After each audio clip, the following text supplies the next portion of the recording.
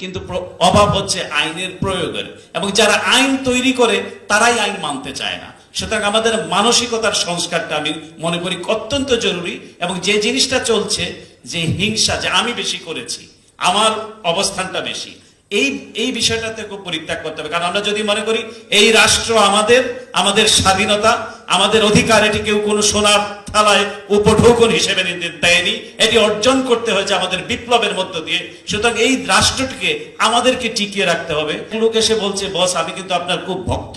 তুমি বলতে যাবে না, আমি কি সাবানা না ববিতা, আমার আবার ভক্ত কিসের? তো বিষয়টা হলো এই যে আমরা সবার কাছে ভালো থাকতে চাই, সবার কাছে প্রিয় থাকতে চাই, আবার একটু হিপোক্রেসিও করতে চাই। এক ন্যাক হয়তো হয়ে যেতে পারবে, কিন্তু এক হতে পারবে না। এই যে ঐক্য, কিন্তু যখন দেখলাম যে বাংলাদেশের মানুষের উপরে, বাংলাদেশের সরকারের উপরে এবং অধিকার প্রতিষ্ঠার বিষয়ে পার্শ্ববর্তী একটি রাষ্ট্র